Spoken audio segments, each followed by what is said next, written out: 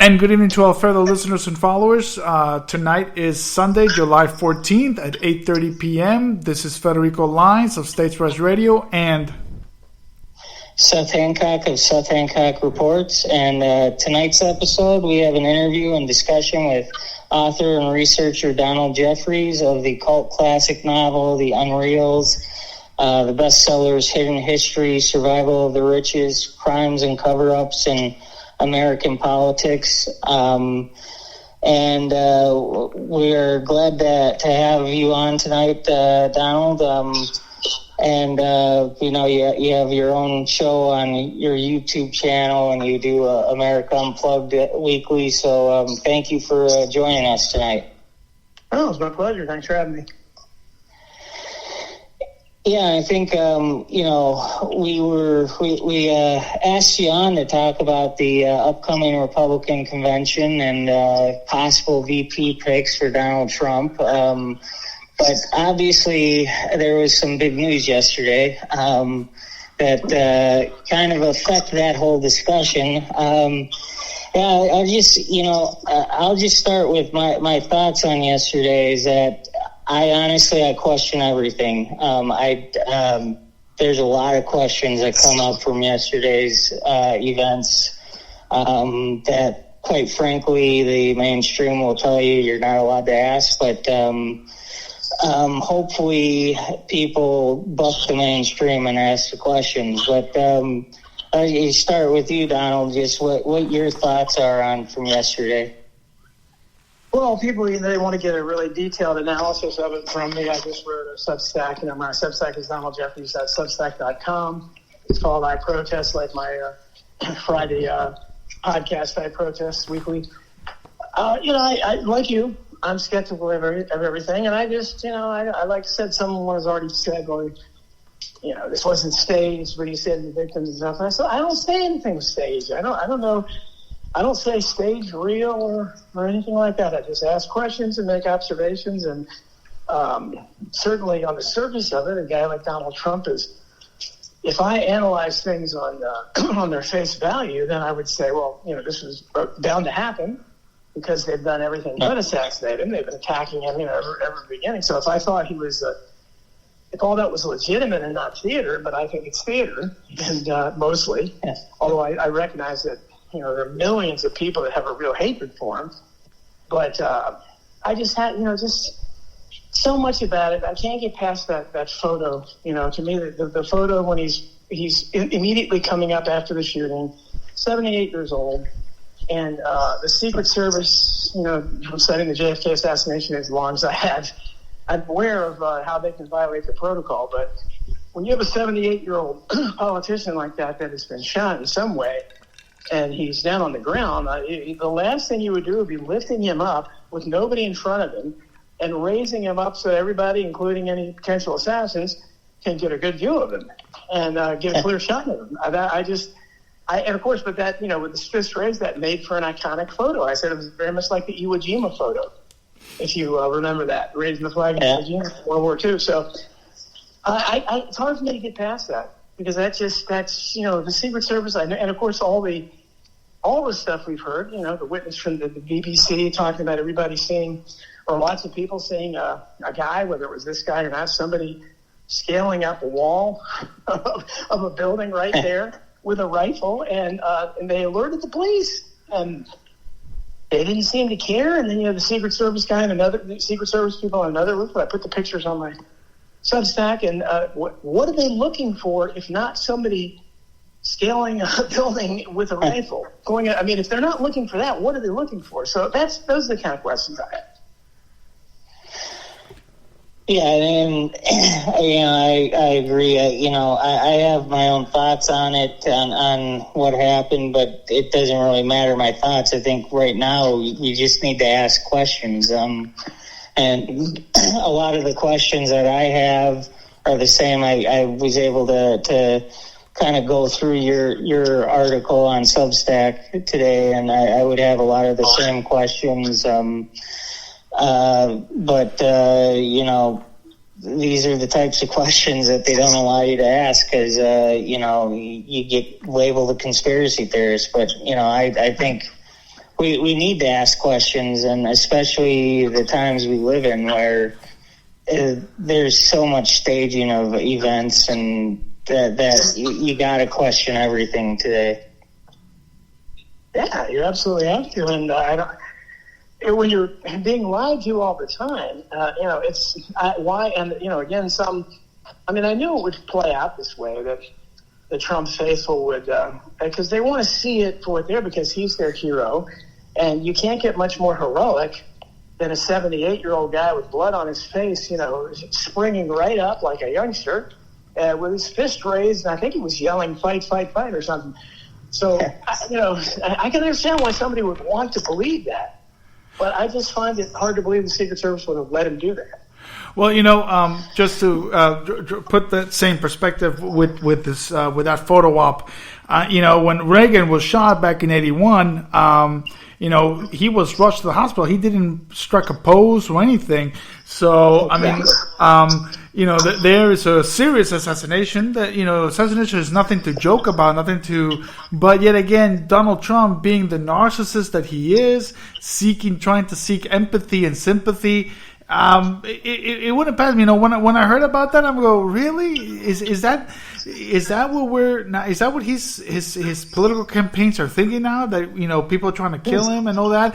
So here's my future question on that: is what are we looking for the future? Because is Donald Trump going to advocate for federal gun control and get on board with all those liberal Democrats and liberal Republicans trying to get some federal gun control laws or legislation, or executive orders like Donald Trump did with the bump stock ban? This is not a good look for Republicans being for the Second Amendment. So, his narcissism is destroying this country and our liberties. Right, and I don't. It's hard to tell how much of his narcissism and egotistical stuff is real, because it seems so overblown. It's hard to believe that anybody his age could possibly have that big of an ego. But I guess it's possible, but he certainly appears that way. And if you believe that he's just a huge narcissist and stuff, this wouldn't surprise you. What else were you expecting to do, I guess? But I just look at it, first of all, I'm impressed. I've always been impressed with his energy, because he's overweight. He's 78 years old. It's amazing the way he carries himself. And getting down that fast and then jumping up that fast, not an easy thing to do at his age, so I'm impressed with that.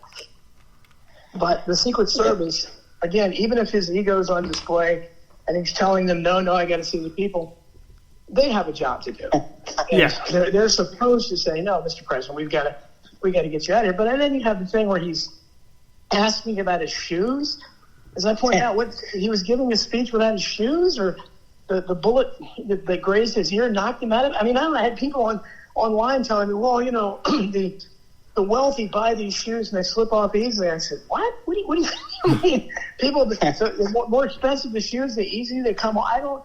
I've never had shoes come off ever in my life. Of course, I haven't been shot at, but to me, that was just kind of, and then you had somebody else pointing out to me how the laughable, if you saw the Secret Service agents around Jason Whitlock, who I love, this great podcast, Fearless, he commented on, this is out of the 340 million people in this country, this is the best they could do for a DEI hire. And you had the overweight female that was one of the Secret Service agents there front and center. And her main obsession seemed to be to grab his MAGA hat. Because if she was shown picking it up once or twice, and I'm thinking, why are you concerned with a stupid hat that you can easily replace? You're supposed to be whipping him off the safety. So it's that kind of stuff. Of course, some of it could just be laughable corruption, and just incompetence. But I don't know. I just that kind of stuff. I look at that and I can't help but question it. No, go ahead, Seth.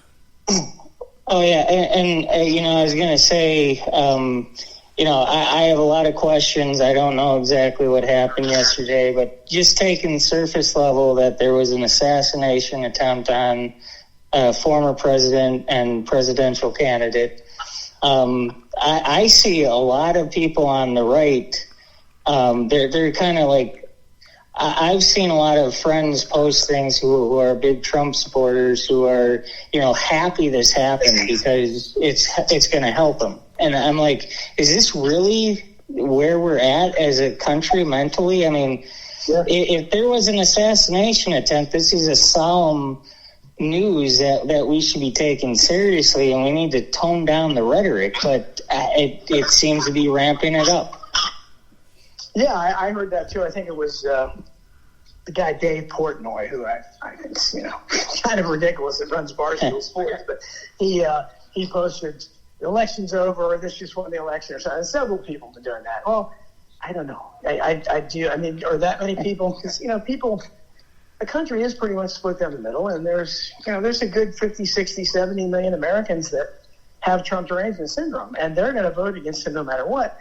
And you've already seen, my friend Sam Tripoli was live streaming last night, and he was showing some videos from Instagram and TikTok of these crazy, all women, of course, who despise Trump, and they were just posting their reactions. And if the FBI and Secret Service treated these people like they treat people on the right, they'd all be getting visits today.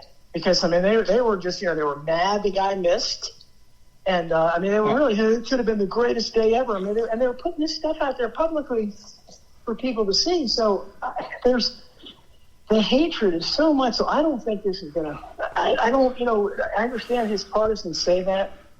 I don't understand how that's going to change the election, because I don't think anybody's going to change. There are no undecided votes now, and I don't think Trump's shot at is going to change anybody's vote.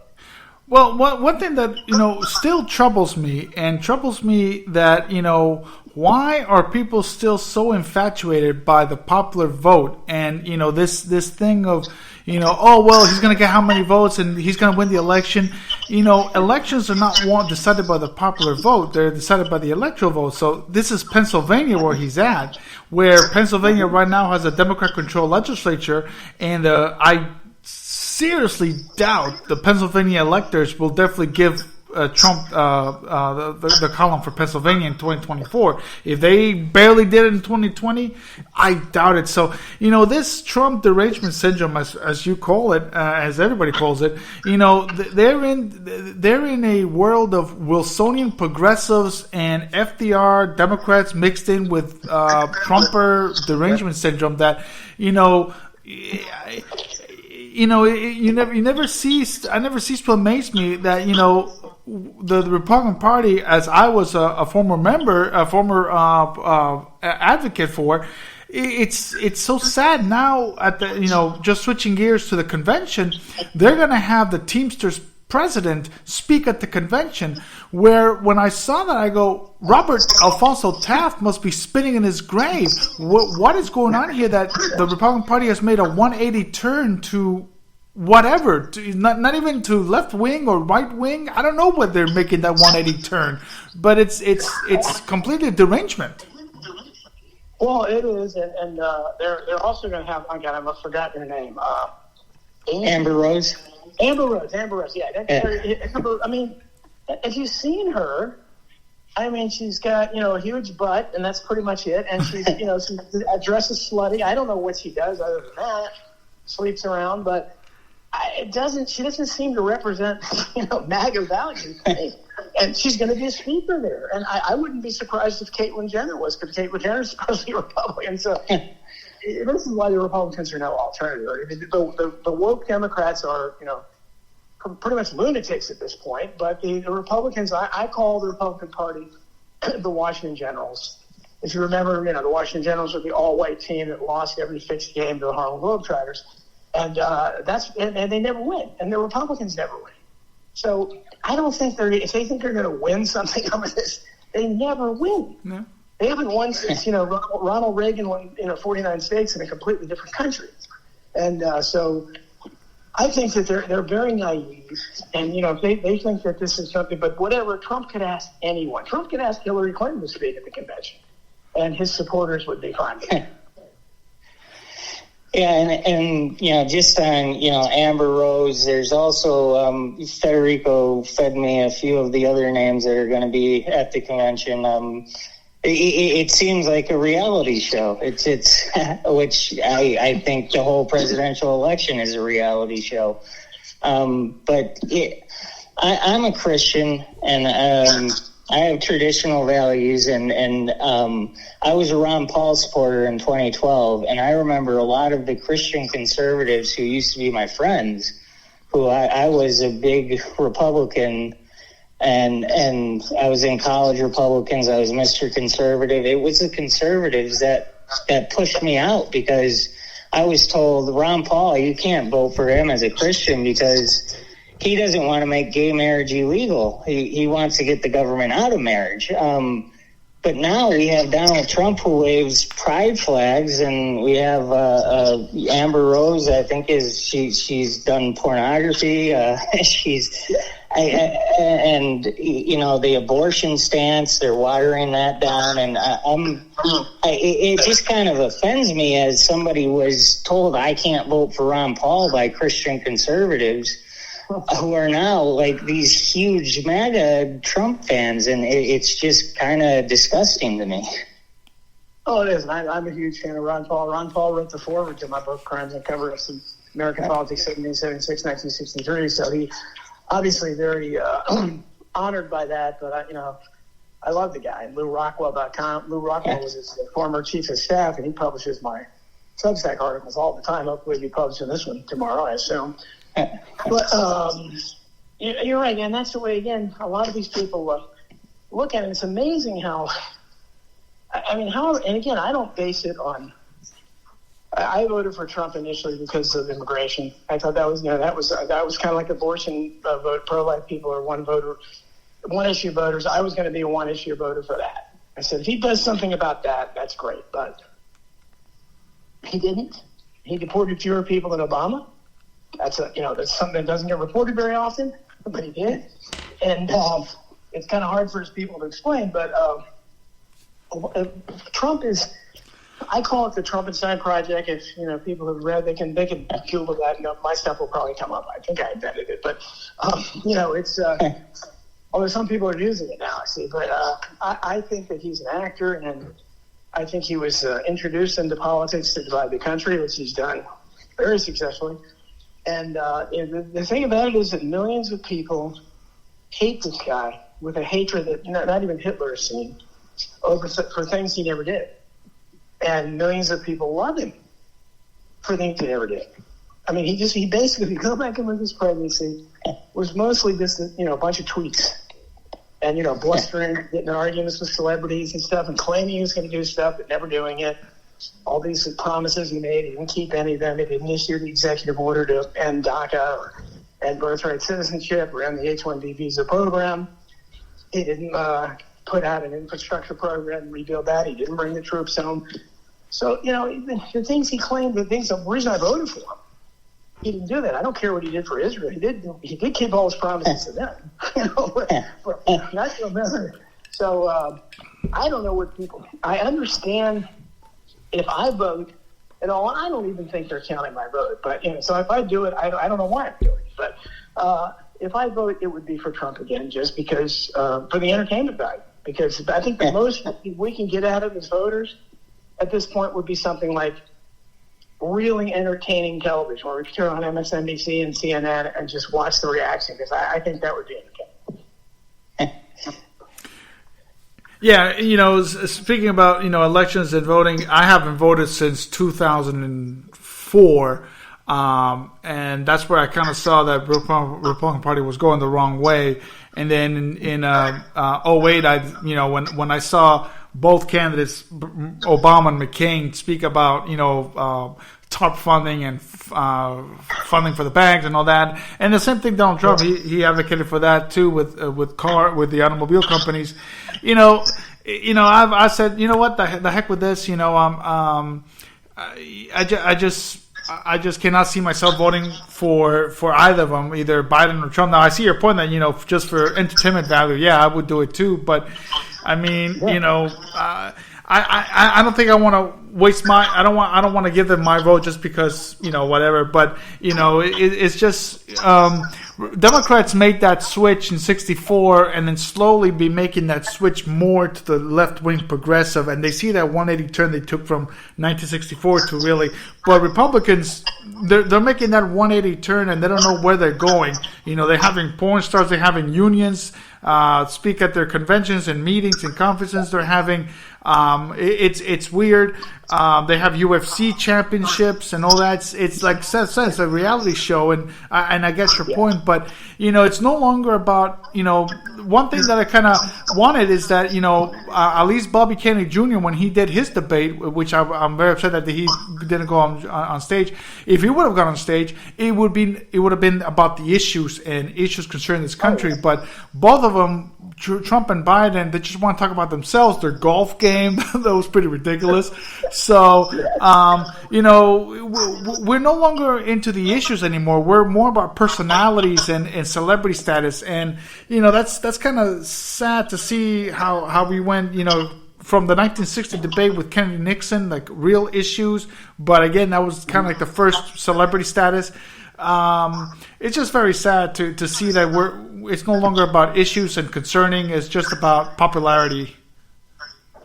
Yeah, no, it is, and people familiar with me know that how much I've written about the Kennedys, and I was, despite everybody saying, "No, you're crazy, he's controlled and everything." I mean, I was excited when RFK Jr. announced his candidacy. I mean, he knows who I am. He has the same publisher as me, and we have lots of mutual friends. I just can't make the connection with him.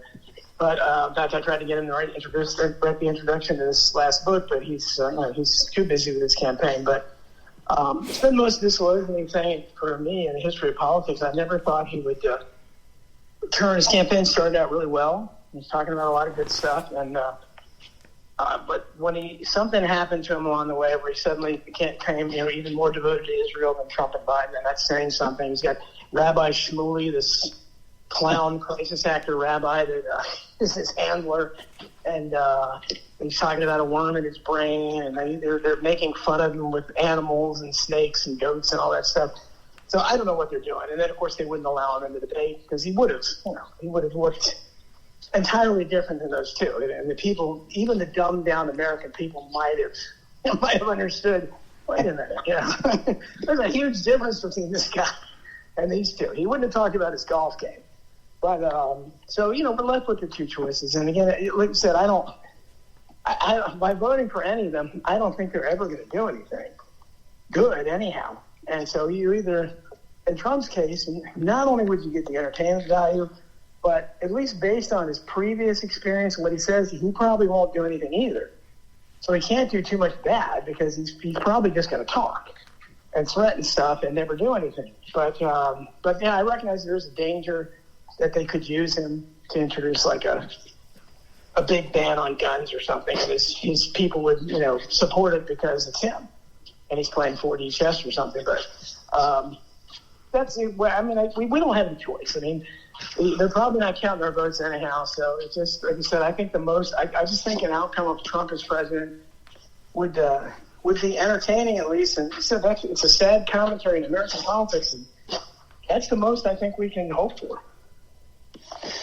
Yeah, and I think Federico and I, we discuss all the time about how we need to focus locally. We need to, and the most local in our individual lives, we need to change our lives ourselves.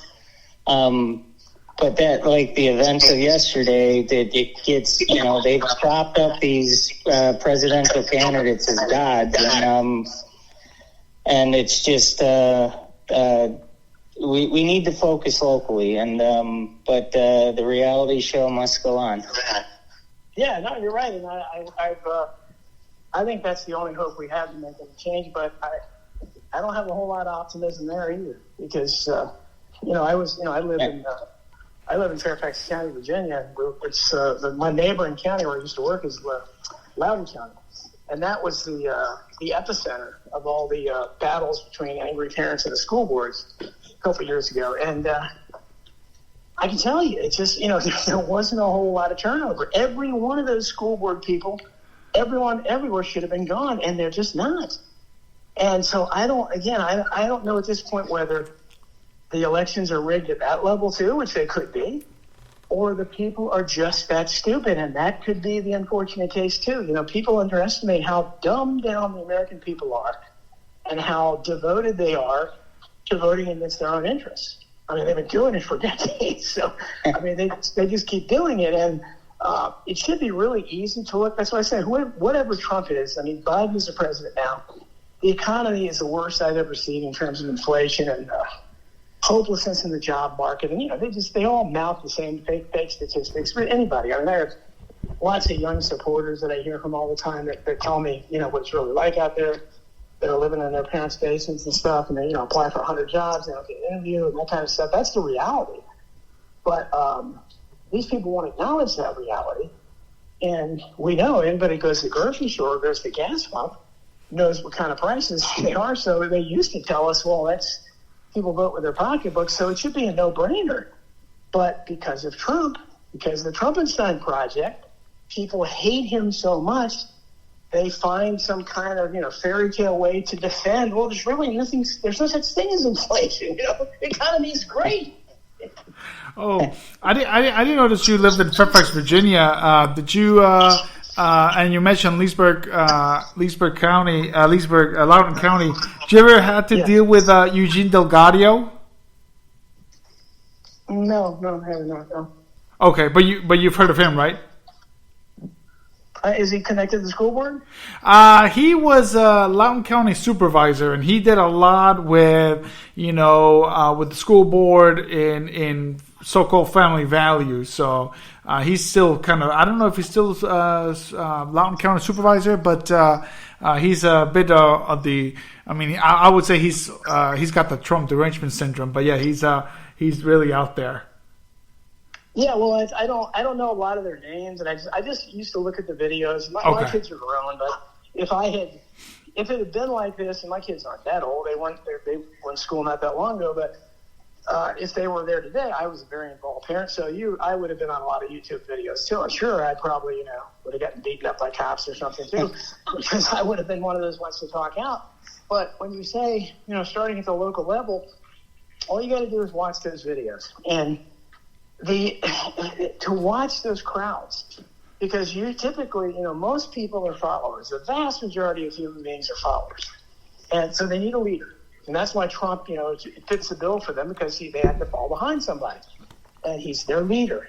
But in something like that, it takes one, and I would have been that person. I'm always willing to stand up and talk. I don't care, but then I would do it, and then eventually you get tired of turning around and nobody's there backing up. And that's what you see at school board meetings. One angry person gets up, cheers out the school board. They start, saying tyrannical things and banging the gavel, threatening to throw the police on. And all the other parents sit there with those stupid Karen looks on their faces, doing nothing, when all they have to do is say, right on, yeah, and walk up behind them in a show of force. They don't, a show of unity. They don't do it ever. So if they can't do it at that level, and these are all parents. So they like having genderqueer in their library?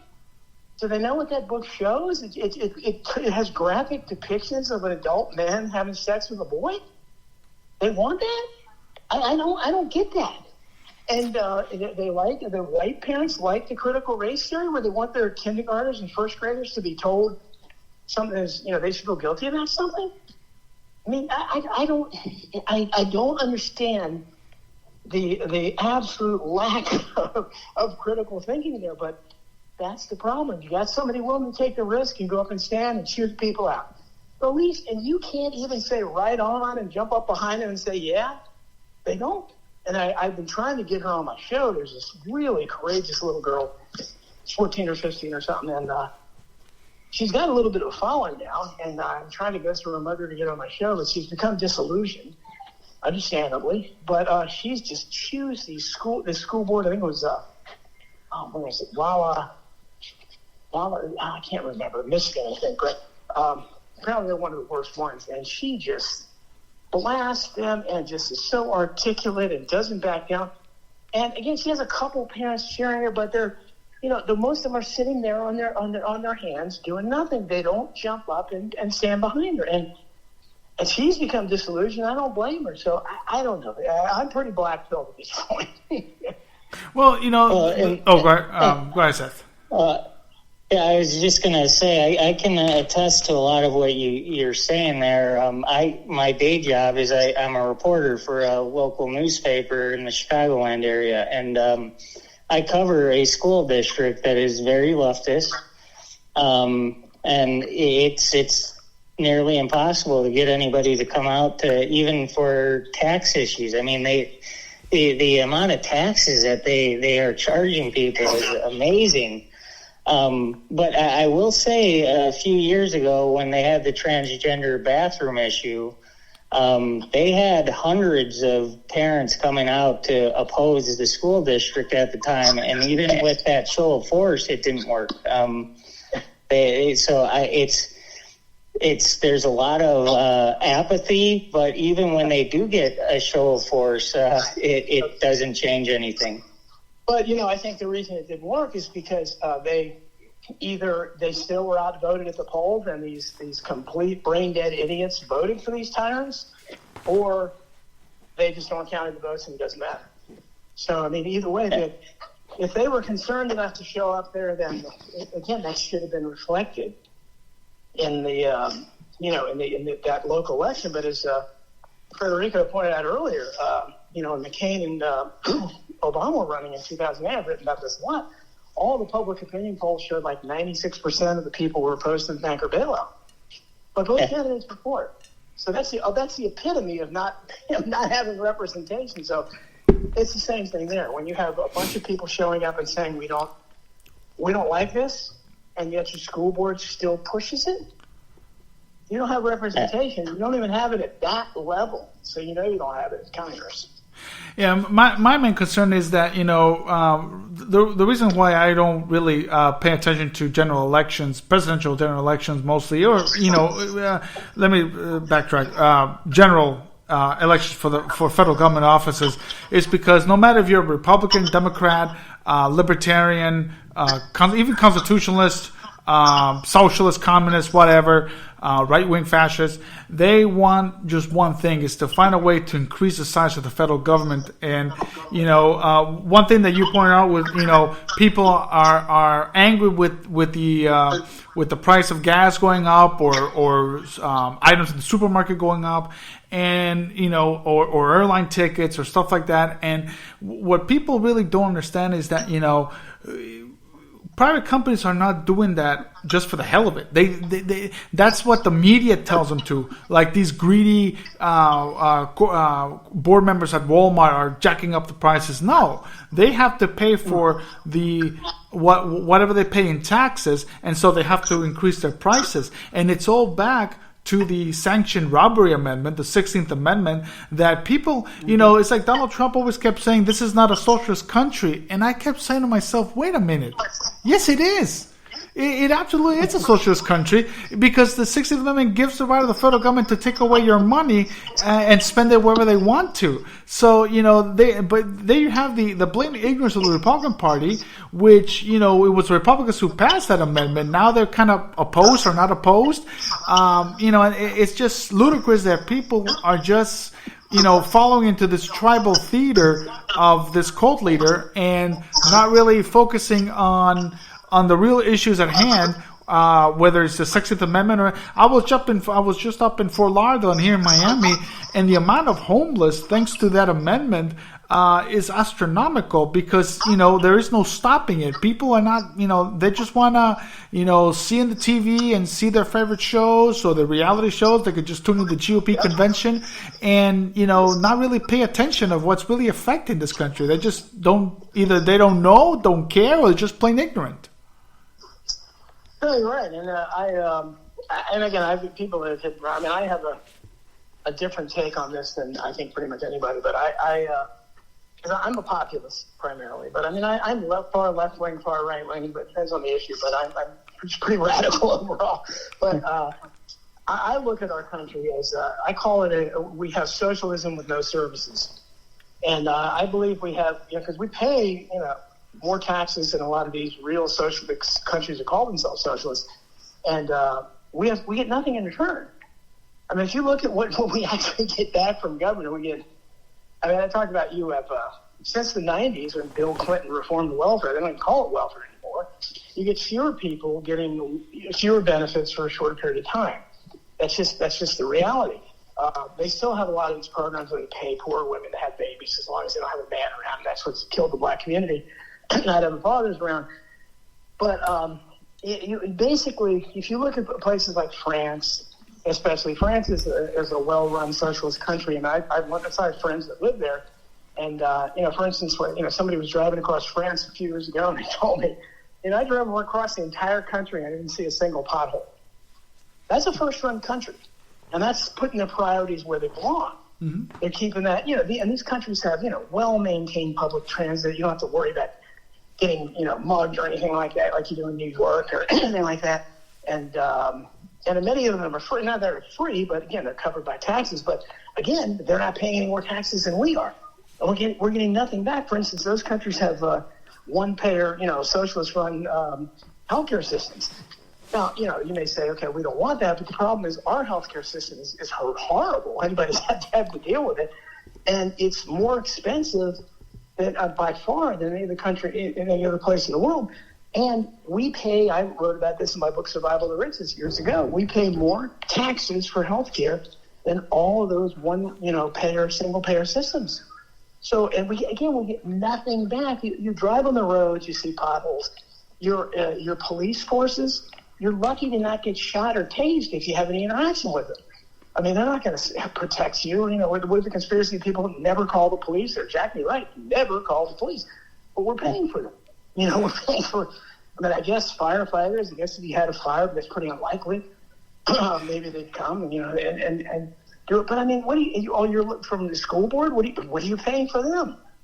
They're teaching your children these awful things, and you can't seem to do anything about it. Your local representatives, your state legislature, people in Congress, President of the United States, justices. What are we paying salaries of judges for? Just look at the lawfare going on since Trump's been in office. There's no chance. If you have any kind of a right-wing philosophy and you walk into one of those courtrooms, you have no chance at justice. You might as well be a black kid back in 1930s Alabama whistling in a white girl. You have no chance in those courtrooms. And so that's the problem, is that we have the worst of both worlds. Well, sorry. Go ahead. No, I'm sorry. Finish your thought. I'm sorry, Donald. No, we have a nanny state that, we're taxed at the rate of a nanny state, but we get basically laissez-faire returns. We get a libertarian returns. We get nothing in returns. All our money is to spend in the military-industrial complex, bombing and nonsensely occupying other countries. Intelligence agencies, we don't even know what the budgets are. They're top secret. That kind of IRS. We just have 80,000 new IRS agents that were created and to oversee a system that's so complex you have to have subsidiary industries help you figure out your taxes. What are we getting for our taxes? I don't see anything. Maybe your local library to some degree, but I've asked you, what are you getting for your taxes? I don't know, because I'm getting nothing for them, I know. Yeah, just to point out a quick thing, you make an excellent point. Not comparing with other countries. I remember speaking to a Canadian businessman. He ran a printing company up there in Canada, and we were talking about their Canadian healthcare system and the way that Canada works, and very similar to the Scandinavian countries. And there's one thing that he told me is that when the money's collected in Canada in the government, they appropriately correctly into where it's supposed to go, in education, in roads, and in all that. Right. So this is the problem that this country has, is that when the money is collected, instead of appropriately funding it correctly, they just spend it on a high-speed rail from Springfield to Chicago, which I love Chicago, but I'm never going to travel from Springfield to Chicago, so what the hell do I care? Or from L.A. to San Francisco, or right now they're doing L.A. to Nevada, or here in Florida where I'm at, they just spend money for this new Bright Line. They just, fund this. So it's appropriations with no appropriations, because, again, of the sanctioned robbery amendment, they can appropriate funds wherever they so desire from whatever source source derived.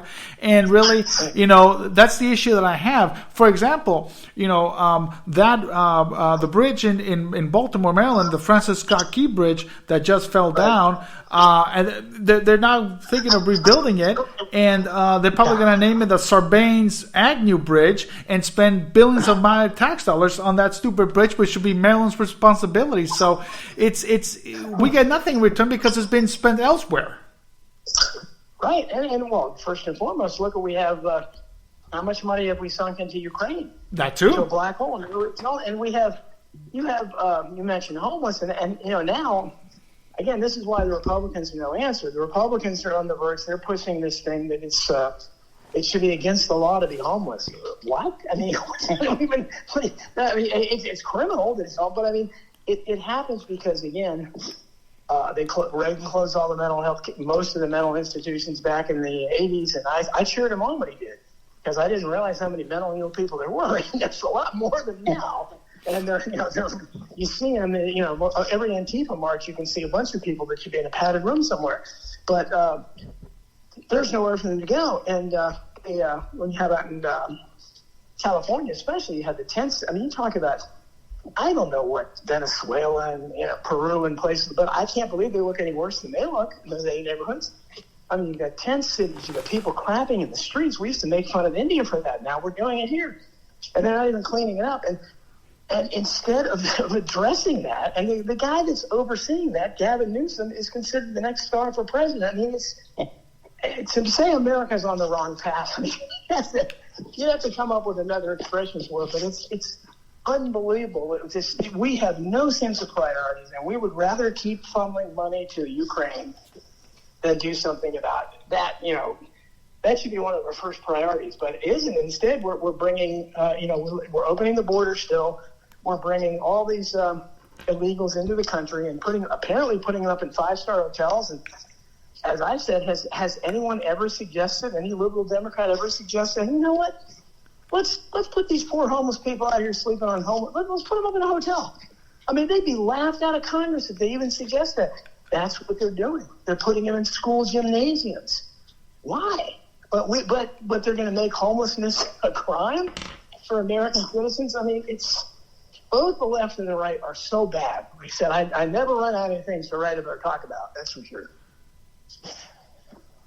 Yeah, and we want to get to your upcoming book. I don't know if we want to do it quick because we're going to talk about the vice president for Trump. If anybody has prediction of who Trump's going to pick.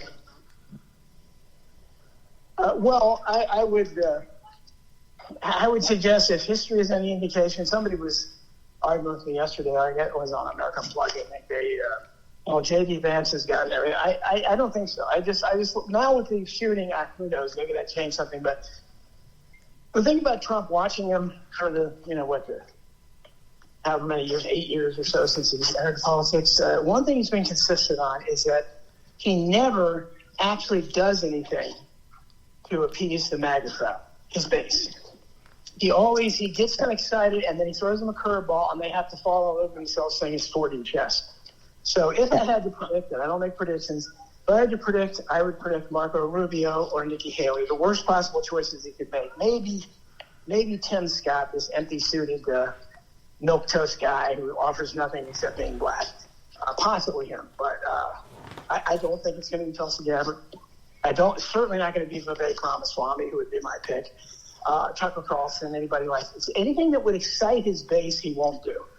He'll pick a rhino, and his base will still find a way to justify it. That's what he always does. Now, maybe that's what I told people. If you keep saying that this time is going to be different, your first indication is who he picks as vice president. Just watch and see. Well, if he picks Marco Rubio, that will be a violation of the 12th Amendment because Trump is a resident of Florida. So, but I do see your point. Michael Pence was not a MAGA person, and he was with the establishment of the Republican Party. So, I see it there, and he's always. And you're right. I remember working with a Christian publisher near Chantilly, Virginia, and they were coming out with a book, American Greatness by Chris Buskirk, and I forgot the other guy. and they were going to release it 4 months into the presidency, where he has kind of infuriated the base, and Coulter started to get upset with him. And I told my boss, I go, are you kidding? You're going to release this book now? It's going to bomb. It's going to bomb because he's being a loser. If this book would have come out after the election, I would say, yeah, you're going to make money. But just because, and you're right, you make a good point. He will always upset the base, but yet again, the base will find some justification, some elusive justification to support Trump because they have nobody else to support. So, my money, you're right. It could be Nikki Haley or Tim Scott. He'll pick the most establishment types. I don't know, because he's a loser. Yeah. That's what he does, and the other side will claim he's winning. And again, I hope I would like nothing more. That's why I said if I voted, I'm going to vote for him for the entertainment value. And if by some unlikely chance he actually did something good, that'd be icing on the cake. I don't. But I understand Biden is never going to do anything good, and could do something really bad. Or any Democrat at this point. The only thing they can do is something bad because they have no good instincts at all, and it's actually like they're directly serving Satan at this point, that party. So at least Trump is still throwing out rhetoric here or there that's okay. So he definitely is the lesser of two evils at this point. But it's mainly because I don't think he's going to do anything. But I see your point earlier that they could use him. Because, basically they used him for COVID, the COVID psyop, what I call the greatest psyop in the history of the world. So they could do that again. They could bring the bird flu or some other stupid thing in under his auspices, and he could kind of just do what he did before and kind of be criticizing it while he was doing it. And his base, still not seem to understand that, the vaccine you're not taking, which you rightfully say is dangerous and ridiculous. He's claiming to be the father of it and saying you should take it. But they don't seem to understand it. So, just to what Seth pointed out, your upcoming book, what's that about? Well, American Memory Hole, How the Court Historians Promote Disinformation. That's it's basically the third volume of Hidden History. Hidden History is by far my bestseller. Hidden History, an expose of modern crimes, conspiracies, and cover-ups in American politics, published in 2014. Sold lots of copies, done really well. And, they talk about, it was basically from the JFK assassination, a lot about that. That's my, wheelhouse issue, on to through the Obama years, because it was before Trump. And that's the first book that had a real investigation of the JFK, what I consider the assassination of JFK Jr. So I was the first one really to talk a lot about that. American Memory Hole will have a lot more about that.